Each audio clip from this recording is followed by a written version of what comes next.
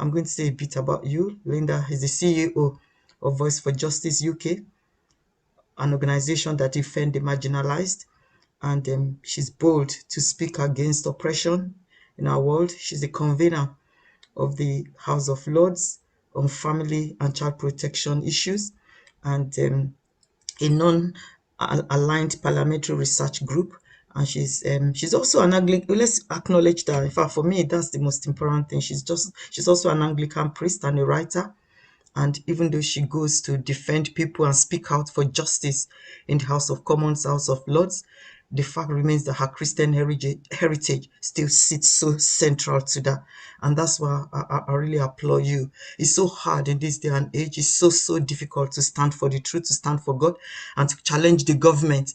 In fact, you're an exceptional woman. So we just want to learn from you.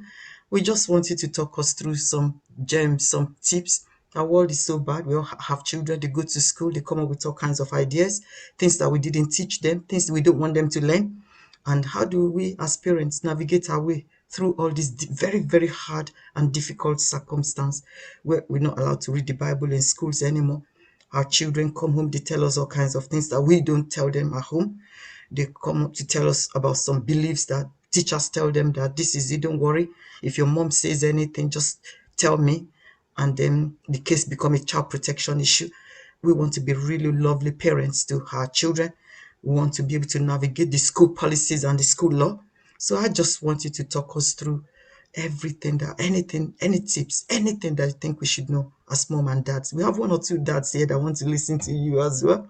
So I'll hand over to you, Lynda. Thank you so much for honoring our invitation. Shall we just start with a prayer? Father God, we just want to commit this time into your hands now. And we pray that you will still the voice of the world, and that you will still our hearts and minds, that we might hear you. Lord, we pray that in all we think, we say, we do, you will be glorified. And we pray, Lord, that the plans that you have, Lord, that they will stand revealed, that we will hear, we will respond, and that we might serve you in Jesus' name. Amen. Amen. Okay, could we have the first slide, please? So, never doubt that a small group of thoughtful, committed people can change the world. Indeed, it is the only thing that ever has. This is a quote from a lady called Margaret Mead, who you may not have heard of before, but she was an American cultural anthropologist active in the 1960s. Now, I wouldn't actually in general recommend her ideas because I think some of them are distinctly dodgy, but in this she was right. And my husband drew it to my attention in the early days when Voice for Justice was just starting up. Don't forget, he said, one person can change the world. Now, I guess it's normal for all of us to think, oh, not me. I'm not clever enough, brave enough, important enough. I can't do anything. But actually, that's not true. All it needs is a willingness to stand up and speak out. One person who's committed and who cares enough, with the Lord's help and under his guidance, can change the world. You can change the world. But first you have to discover your calling and the gifts that God has given you. And your gifts, amazingly, will actually tie with that calling, because God prepares and trains us. God has a plan. Bottom line is that each one of us has a God-given destiny. And one of our main purposes in life is to find out what that destiny is and then do it. And amazingly, we are all different. It's fantastic. There is a unique role that all of us have to play. But that doesn't happen automatically. And one of the saddest things in life is when someone misses their calling or fails because they're afraid. Do not be afraid. Io and Moni have asked me to speak specifically about Voice for Justice's work in relation to the new Relationships, Health and Sex Education Regulations, or HSE. They're being rolled out in schools now, though due to COVID, as I'm sure you know, the full implementation has actually been postponed now till September. But Voice for Justice's work overall is actually much broader, as Moni was saying, because we do believe that we are called to defend Christian belief and freedoms in this country against secularism, which is becoming increasingly aggressive. And we're called to defend those suffering from abuse or exploitation who cannot speak out for themselves. And of course, children fall into this category. We have slide 2, please. Slide 2. Thank you. Over the last few years, there's been a clear and deliberate campaign by secular and LGBT activists to promote and normalize what they call Britain's new values. And these values are actually directly opposed to the teachings of the Bible. For instance, these new values say that sex is a human right that extends even to children, even to babies, would you believe, if you read Kinsey. And it has nothing at all to do with faithfulness or commitment to one another. In fact, sex actually is just a leisure activity. And these values go on to say that heterosexual and same-sex relationships, including marriage, are exactly the same.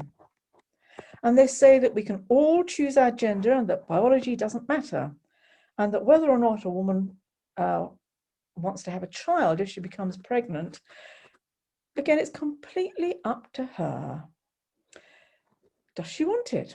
So abortion too is a human right, which must be available up to term and on request.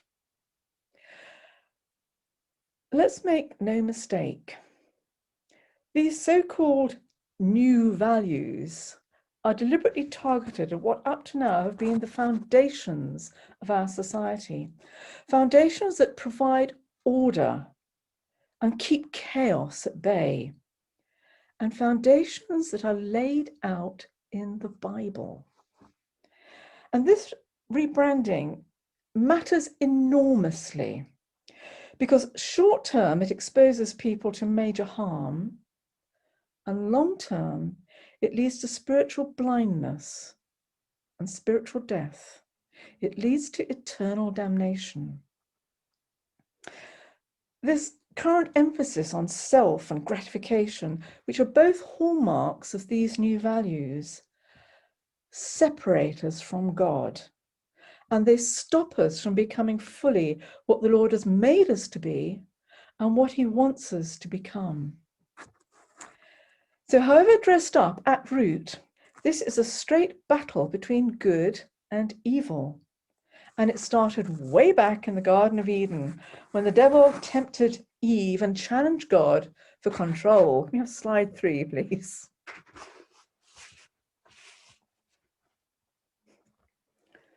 I love this image.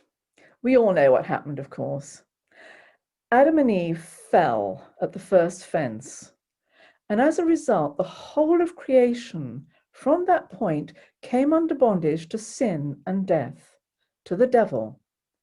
And we remained that way until Christ, by his death on the cross and resurrection, set us free, restoring us to that direct relationship with God for which we had been created.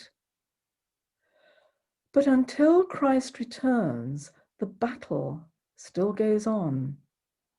The devil knows that his days are numbered, better than we do, I imagine. So he's desperately fighting to survive. And he's trying to claw back control and to destroy all that's good, the things of God. And the analogy I always like, and I think it really does explain where we are now really well. But it's the situation in Europe in World War II after the D-Day landings.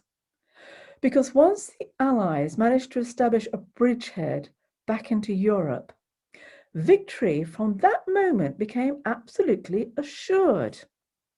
And the whole character of the war from that moment changed. But of course, the fighting didn't stop.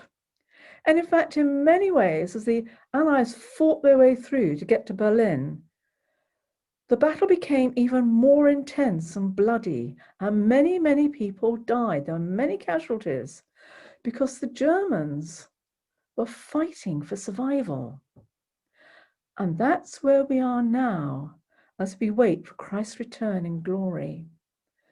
The enemy is defeated, but full liberation lies ahead. And the battle, meanwhile, has become extremely intense. So this is why we are seeing this battle of ideologies in society today, and why it is so vicious. The devil will give absolutely no quarter because he's desperate. And those who serve him in both the seen and the unseen, they're in this battle to win. So this is why we are seeing such intense hostility in society towards Christian values and towards manifestation of Christian belief. And this is why, too, we're seeing this push in education to capture the minds and hearts of children. Can we have the next slide, please? Whoever controls the thoughts and attitudes and behavior of children controls the future. And here we've got a quote from St. Ignatius Loyola. He was the founder of the Jesuits, and it's a maxim that the Jesuits have taken on and lived by pretty much. This goes back to the 16th century, and Loyola said, "Give me a child till he's 7, and I'll show you the man." So to put it another way, control children and you control the future development of society. That's why this is so important. That's why this changed perspective is being forced into education, not just in our HSE teaching, but actually increasingly throughout the whole curriculum, which is, there's a real drive to try and make the whole curriculum deliberately LGBT compliant. And this doesn't just endanger children and put them at risk, but this actually is a battle for the soul of the world. So, some examples of how this works. From the moment that children start school, and even in nursery, teachers are telling them today that they can choose their gender, which may be different from their biology. Can we next slide, please? Oh, sorry, no, can we go on to the next one after that? Yeah, thank you.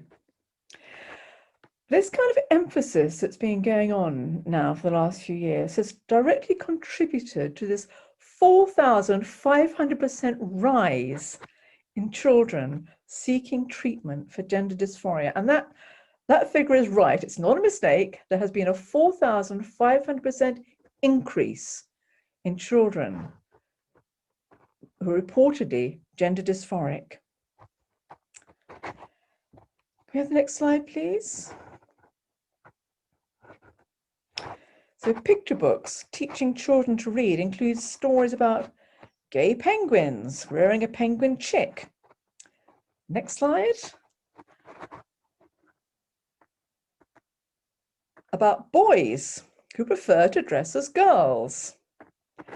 And the next slide with fairy stories where the prince marries another boy. And they're all very attractive, these stories, great fun, and they're being widely used. And if you think this doesn't happen in my school, well, let me tell you, you're wrong, because it is happening in your school. And then as children get older, and if you have the next slide, please, the whole of the curriculum is being increasingly adjusted to include LGBT themes and to use LGBT examples as a teaching aid. And here we've got, it's an extract from Stonewall. And they are doing very hard work at the moment to advise schools on how to make the whole of the curriculum LGBT inclusive. So in English, they say, include LGBT authors and themes. Study works of fiction by LGBT authors, but it doesn't just stop there, actually, because even in normal, sorry, I shouldn't say normal, even in regular books being studied, like, for instance, Romeo and Juliet, Shakespeare, under this kind of emphasis, teachers are encouraged to pick out and explore LGBT themes. You may have thought there weren't any LGBT themes in Romeo and Juliet, but I'm sorry, under this, you're wrong. In maths, teachers are advised to use LGBT examples for problem solving. And again, an example of this is something like, how much will it cost Kevin and Mike to take their 2 children on holiday if the prices at the hotel are such and such and such? And geography, include an examination of the effect on urban areas of LGBT communities and how to create better support services. And so it goes on into every subject. So physics, I don't know, art, obviously, it just goes through the whole curriculum. Friends, this is clear and overt indoctrination, which is aimed at persuading children into accepting behaviours that were previously socially disapproved, in some cases so much so that they were illegal or they were treated as evidence of mental illness. And the effects of this are absolutely horrendous, because it's attacking the roots of society like some kind of deadly fungus. And it's leading to increased family breakdown, to social isolation, loneliness, to rising addiction problems, and to catastrophically soaring rates of mental illness. Yet, despite all this, and there's a lot of data about all this, but despite this, political organisations such as Stonewall, who are openly committed to empowering LGBT people and bringing about change, to transforming institutions, as they say. Could we have the next slide, please? Because I just want to show you a little bit of their mission statement.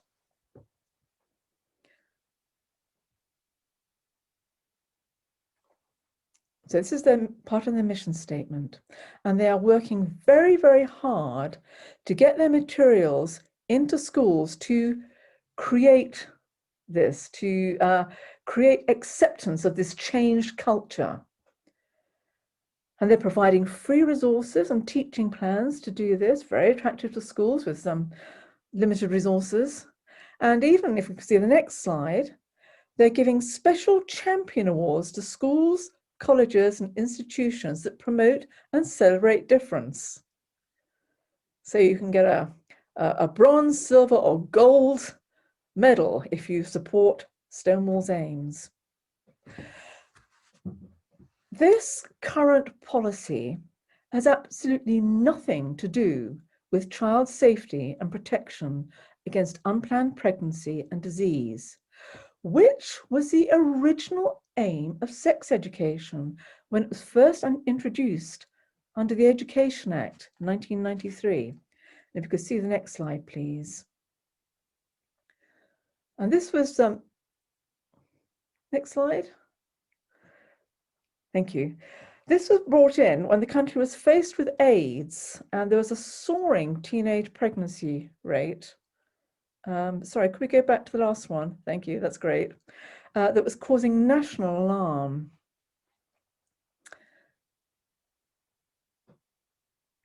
Okay, thank you.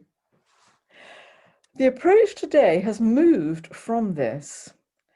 What we're seeing today is actually state-sponsored child abuse and grooming, because children, by definition, they lack the emotional and intellectual maturity to process what they are being taught today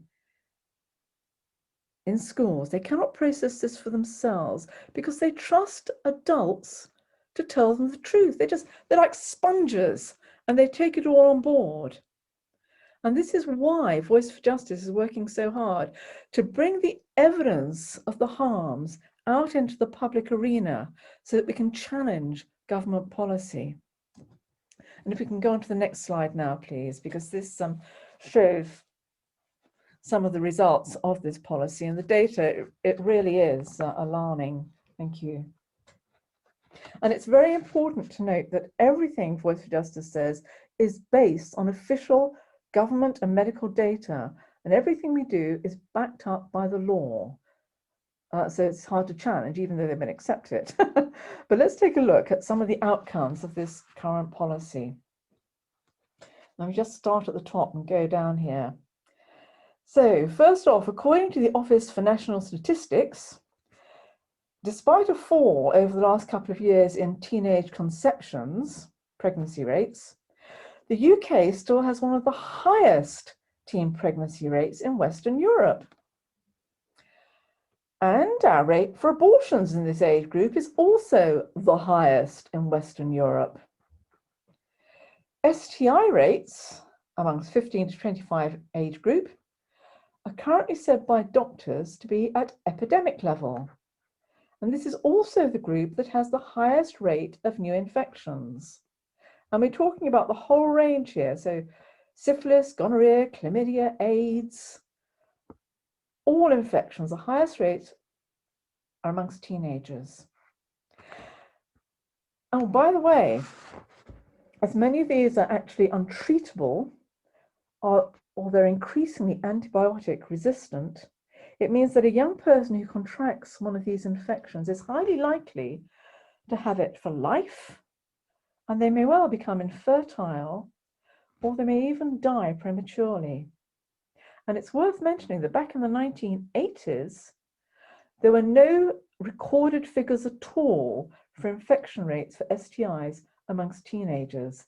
So something's going on here, and it's not good. And alongside this, young people are being encouraged to experiment sexually before deciding on their sexual preferences and orientation in school, on the basis, presumably, that they can't know until they've tried. This has actually led to 4.4% of children and young people between the age of 16 and 24 identifying as homosexual. Now, that actually is way above the current level for the general population, which, again, according to the latest ONS figures, is currently 2.2%.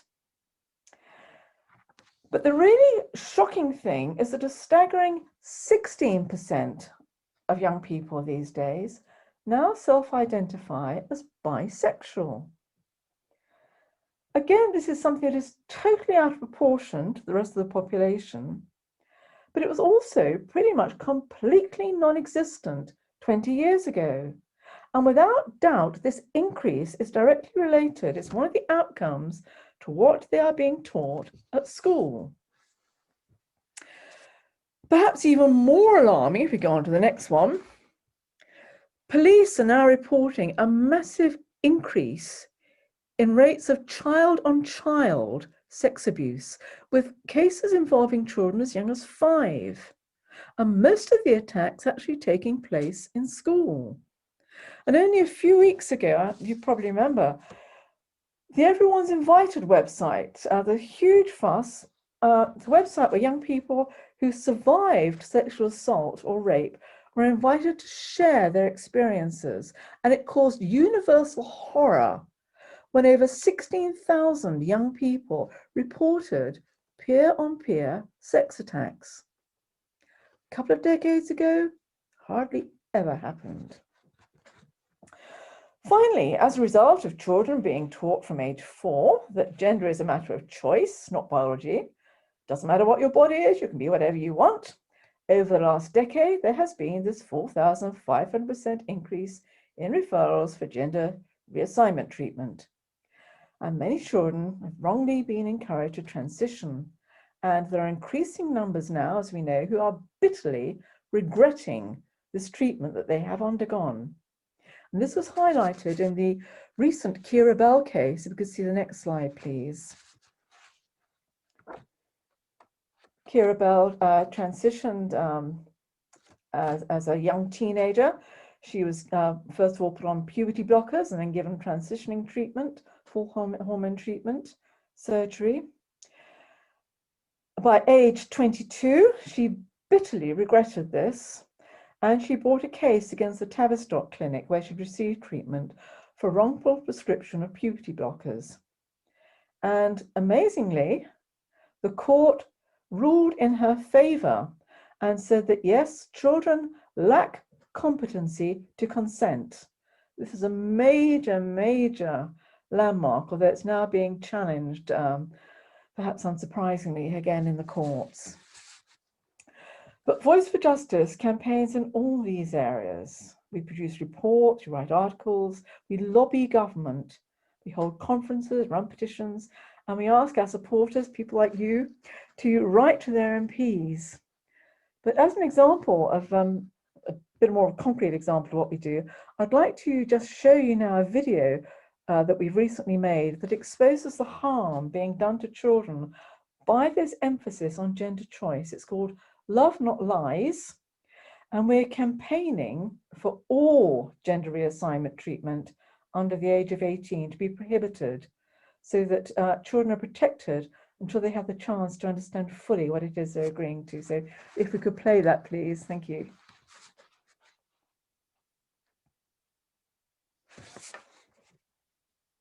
Did we harm 1,362 gender-confused children in the UK in 2019? Unnecessarily and for life? The collateral damage of gender ideology? Affirming children into a cross-gender identity is child abuse, said Walt Heyer, a former transgender woman. We fear that we've had front-row seats to a medical scandal, one former psychologist from the UK's leading gender clinic anonymously told Sky News. It is normal for children to explore who they are, to test boundaries and to try different things. Boys may dress up, girls might try boxing. But some children become confused and don't feel aligned to their biological sex. This is called gender dysphoria. They are impressionable and are being exploited by gender activists and told lies that they were born in the wrong body, encouraging them to deny their actual sex, like telling an anorexic girl she's a fat girl in a thin girl's body and still needs to diet.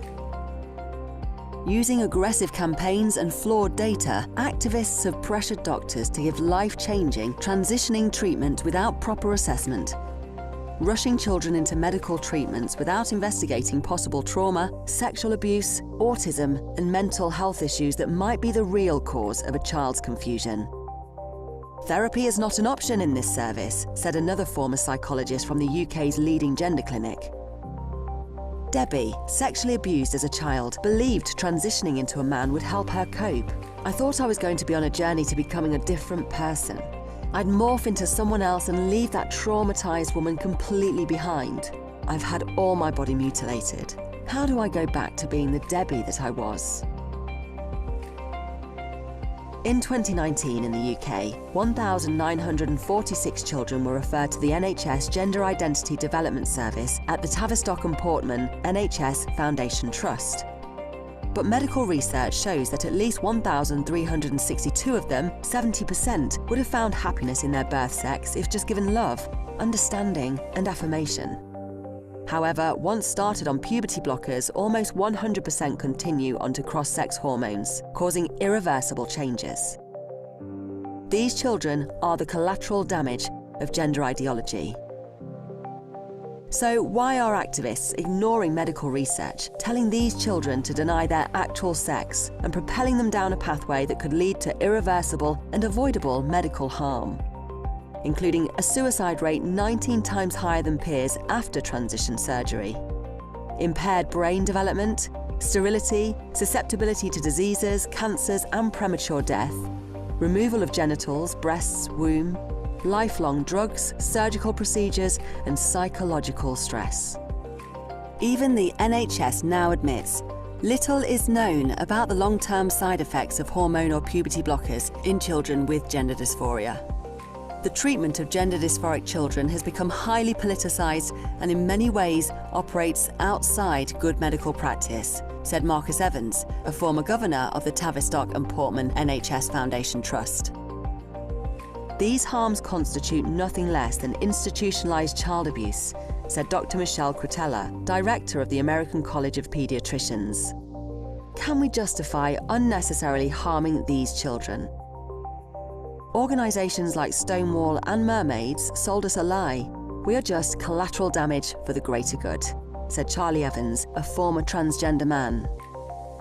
Many people who change their gender end up with horrendous results and are left feeling badly damaged, said Lord Robert Winston, a leading UK doctor. It's very important that while people are still developing their decision-making capabilities, we protect them from making those irreversible decisions, said Liz Truss, Minister for Women and Equalities. In 2019, gender ideology exposed 1,362 children to medical harm. If we let gender activists bully us into silence, thousands more children will be harmed. The treatment needs to change so that it does not put young people like me on a torturous and unnecessary path that is life-changing, said Kira Bell, a former transgender man. We must safeguard gender-confused children from harm and help them find happiness in their bodies rather than encouraging them to reject their bodies. For their safety, prohibit life-changing treatments for under 18s. Children need love, not lies.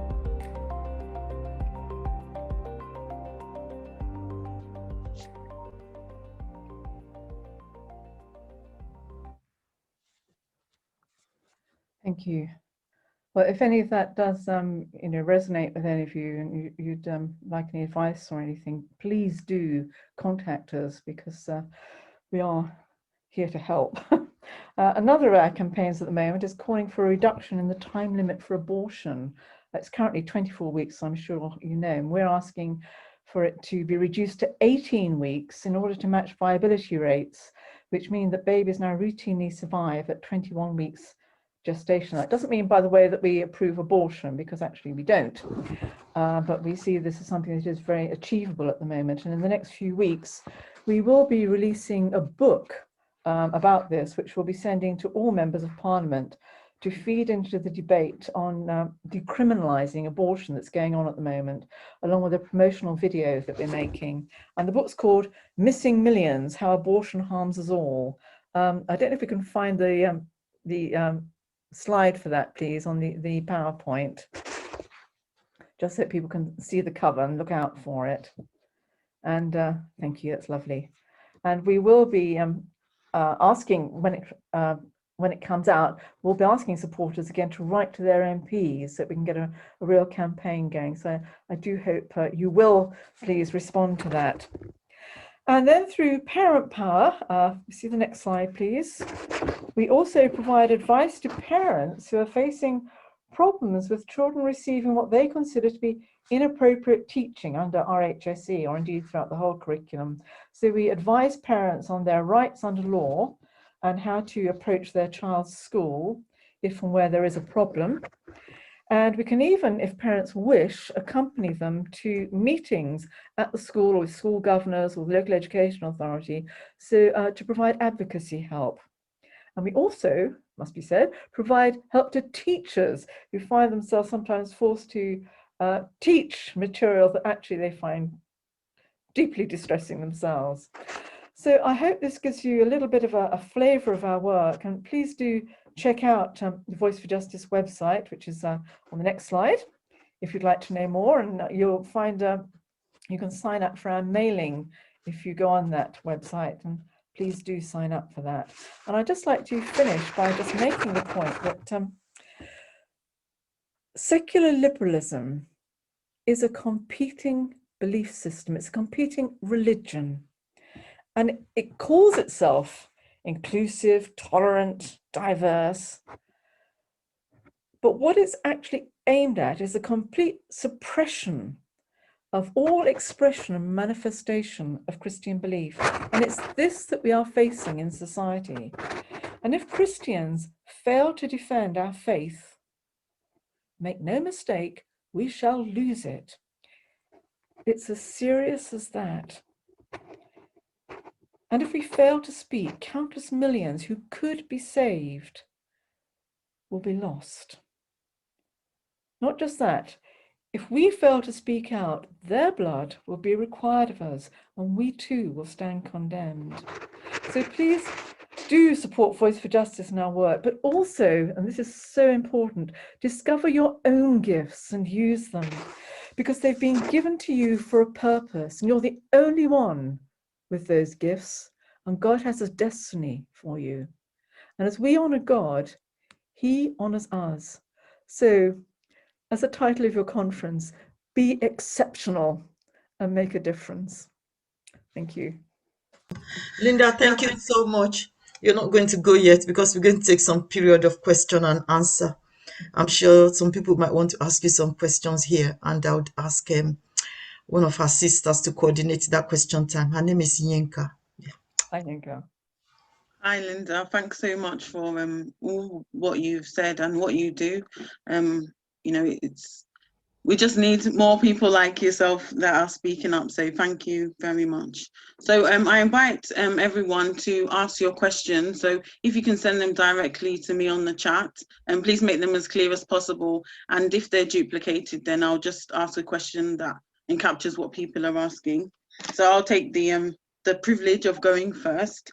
So you've spoken up a lot, and you've mentioned that the environment is very hostile. So my question to you is that, in this situation where you look outnumbered, and maybe we look outnumbered, how do we actually start and continue this kind of challenge? Well, for a start, we mustn't be intimidated. Yes, we may be small numbers, but God has traditionally worked with the small things in order that his name may be glorified. So we shouldn't be worried by the fact that we might be in the minority, or might appear to be in the minority at the moment. And we just have to keep on speaking out quietly and in love. And that is really important. We must make our voice heard. We mustn't go along with it. It's very easy to just accept what's being said in society. People say, oh, it's just so intolerant to say that you ought to allow conversion therapy, just to give an example. It is important as Christians to stand up and say, but God has made us male and female, and if someone wants help to change an orientation that they are not happy with, okay, they have the absolute right to choose what they want to be, but if they want to change, then we should respect that. And it's to stand up and to keep saying that, and to keep saying that, the Bible actually has made us male and female. He has given us marriage, and it is his gift. It is one of the foundations to society. It's not to kind of give space, but it's not to do it aggressively. It's to do it, to speak one's truth quietly and in love, but to make absolutely sure that you do keep speaking that truth and you don't compromise. No compromise. No compromise. Thank you. So we've got some more great questions coming through. So thanks to all those that have provided them. So we have a question here. So it says that I work with young people. How can I support them to maintain their identity without encouraging LGBTQ agenda?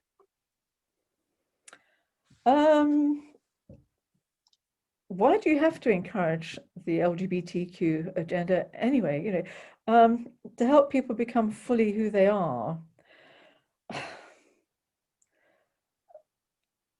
In a sense, you're supporting them where they are. It shouldn't. Okay, every once in a while, perhaps you will get somebody coming up to you and saying, "Well, I'm sort of slightly concerned here because I'm same-sex attracted." And again, in love, you support them as a Christian. You say, "Well, let's explore this," and you help them. It's never forcing of you, because we have to respect that God has made all of us in his image, and every single person on the planet needs that love and respect. But you don't, where does the obligation come from in the first place to, put forward LGBTQ values? And in teaching, one of the things that we're trying to do is, there are some excellent resources now that are being put together by Christian groups, groups like Lovewise. We've got wonderful RSC resources. They're actually fully compliant with all the legislation, but are coming from a Christian perspective. And we are really encouraging parents to go along to the school and say, will you please use these resources? We don't want mermaids that's, teaching that from age 5 that they can have if they're a little boy, they can have a boyfriend as they get older. You know, we want them actually just to learn to grow up and that they're great human beings. I don't see why it has to come in at all that you know, there's that emphasis on LGBTQ teaching. Thank you for saying that, because I think the pressure, you know, you sometimes feel it, and people are alluding to this in their questions. So, and the next question, which you've touched on, is that how can we positively influence our schools, and, you know, how can we prepare our children to, you know, in light of this teaching coming in, for example, and being weaved throughout the curriculum? So how can we influence our schools, and how can we prepare our children, please?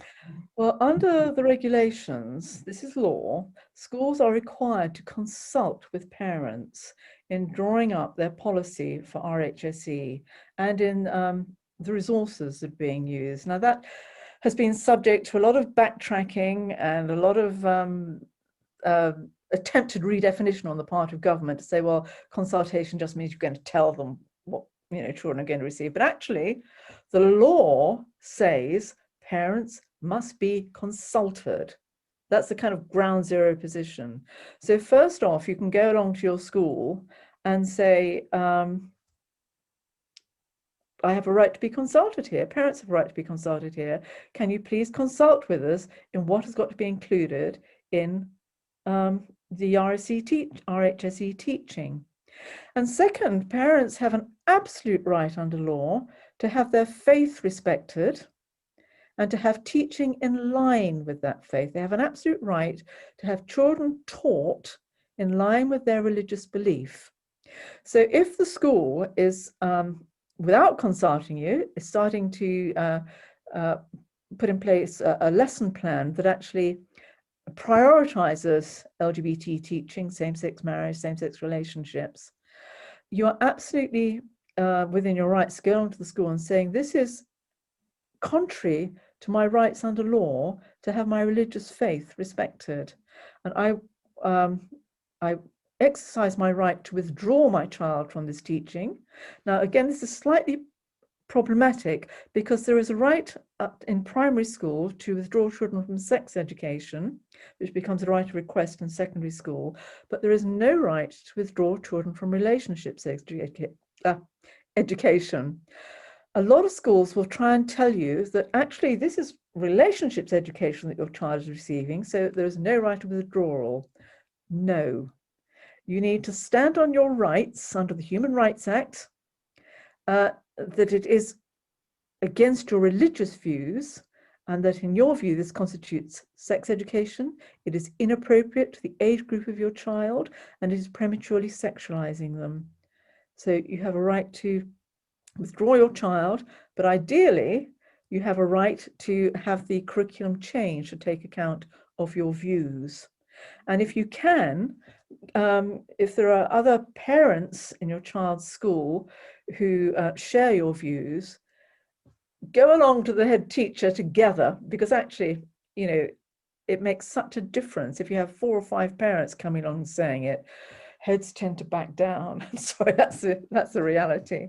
But you do have a right. But at Parent Power, if you're having a problem with your child's school, you're worried about the teaching your child's receiving, please do contact us, because we will hold your hand and advise you in how to take your concerns to the school. And we always advise you start off very gently, no confrontation, because actually a soft word can turn away, you know, a lot of anger.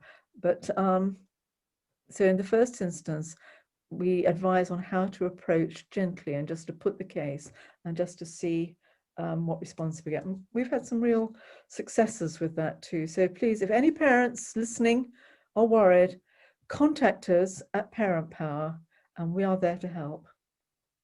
Thank you very much. And just in line with that question, some people are asking about labeling. So for example, if you do speak up and say, oh, you know, I'm concerned about this book, or you're concerned about, you know, things that are going on, being labeled as, you know, homophobic or transphobic in the workplace, or, you know, in the school environment, how can we respond to that? You make the point very, very clearly that you're not homophobic, transphobic, or any other phobic. But your faith is very important to you. And in the Bible, it is laid down, and then, quote some various things at them, and say that actually you are finding that in dismissing your beliefs and what you say, that they are being Christophobic. Okay. This is, well, no, I'm absolutely serious. This isn't a joke. This is, it's displaying bigotry and intolerance towards Christians. So always speak your truth quietly, but do not compromise. Say, no, I am not being homophobic or whatever. As a Christian, I am called to love. And actually, the greatest love is to keep people in the right way so that they can have a chance of, coming back to God, to repenting, to being healed. If you actually embed somebody in error, if a heroin addict comes along to you and says, oh, I'm having a problem, you say, oh, don't worry, that's great. Should I get you some heroin? Now, are you really helping that person, or should you really say, you know what, I love you too much to affirm you in this behavior. I'm going to try and help you come off it. And I'm not, it's your choice at the end of it, but I'm going to help you. Which is a loving response. So do not allow yourself to be labeled as homophobic, transphobic, or any other phobic, but just say, this is my faith. I believe it. It is causing harm to people. And if you go on the Voice for Justice website, you'll find a lot of stats about the harms, including in the Love Not Lies video, the 19% suicide increase in people who receive reassignment treatment. Again, that shouldn't be happening. So just bat it back. Don't accept the labels, but don't be aggressive, because always we're speaking, in love. Oh, thank you very much. And so I'll go on to ask, which people are raising, about practical tips. How can I, practically, stand against this agenda? For example, I've gone into meetings at work and they're trying to say, what's your preferred pronoun, for example? And, these kind of things are coming up more and more regularly. People have rainbows, everywhere. So how do we, in the workplace, as parents, practical things, that we can do to stand up against this agenda? I acknowledge this is terribly hard in the current climate, and it's going to get harder. And I'm not going to try and lie to you. I think there is growing persecution coming here, and people are losing their jobs. I think it is even more important in that kind of climate to just stand up. And if someone says, which pronoun do you prefer? To say, well, actually, I prefer she, or he if you're male, because actually I believe, in line with my Christian belief, that there are only two sets of pronouns. And again, I would bring out the Christophobic card. I would say, I find this actually is an attack on my belief. And I think you are being extremely intolerant, and you are excluding me. You're not being inclusive to me as a Christian when I say that this is what I believe. And then, organizations like ourselves, we are fighting very hard to try and to take that into the workplace, to take that fight into the workplace. So, support us as we do that. And if anybody has problems, we will support you 100%. And there are all sorts, but I'm not going to lie and say to you, you won't have any problems, because all of us are facing problems. And, there have been terrible cases where people are losing their job because they refuse to go along with it, which is absolutely incredible bigotry. And we are challenging this more and more on the grounds of, this is bigotry, this is intolerance, this is discrimination in the workplace, this is unfair. So, again, but it is really needful that people do stand up and don't back down, because if we back down, we're going to lose.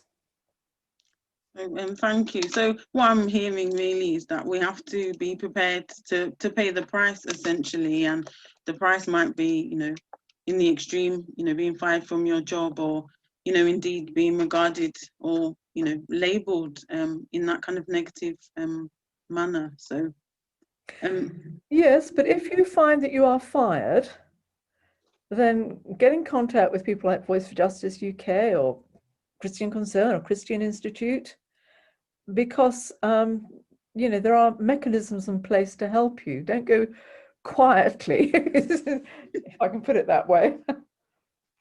You know, let us fight your case for you. And again, we do our best to raise questions in Parliament, and I do a lot of work in Parliament, as many said. And again, there is a lot going on there, and wherever we become aware that something has happened like this, we will do a lot, possibly behind the scenes, but we will be doing a lot to support you and try and effect a change there. But it's not easy. I'm not going to tell you it's easy, because it's not. So I'd just like to take this opportunity really to appreciate you and, you know, the work of, you know, you've mentioned the Christian Concern, the Christian Institute, you know, and yourselves at Voice for Justice. And I suppose this might be our last question. As an individual, I've read a bit about your journey, and, you know, some of us are saying, you know, it's just a little old me, you know, versus the school, it's my child, for example. We've had chases about children who have been saying, for example, I don't want to learn about that, and they've been demonized essentially. So what tips would you give for us, you know, women trying to be exceptional, to rise up really where we are and maybe one day become somebody as influential as yourself? Ooh. I'm not sure I'm that influential, but again, just stand on your truth and support your child, absolutely. And you know, children come under a lot of pressure at school, and I'm not blind to that. And yes, they can, you say demonized, but they can find themselves being bullied, and that's heartbreaking, and no parent wants to see that. And again, if you find that's happening to your child, get together with other parents and of like mind in the school, and try and, you know, form a little group there, so that they can't just exclude and demonize, and so that the child will find more support there. It's not unknown, you know, if things get really bad, that sometimes parents have to move school with a child, and that too sadly does happen. So it's I don't know, we're in a very difficult place in society today, but it's important to keep standing up. And of course, every parent, you want to defend your child and you'll fight for your child, and you know, so of course, just keep going. I'd say, speak your truth quietly, but don't back down, because actually it's your child's future that is at stake. It is the future of society that's at stake. So it's not for all of us, it's not just us in any situation, but whatever happens to us, to our children, is going to affect much more widely the whole of society. It is a battle for the soul of the world. So be encouraged, be strong. Do not be terrified nor be dismayed, for the Lord your God goes with you. He will never leave you nor forsake you. And just stand on that. Thank you. What a great way to end. Any questions that we've missed, we will answer them aside. And if you're happy, Lynda, for us to share the contact details of the organisations with the group. Oh, thank you so much. Thank you. It's been a real joy being with you on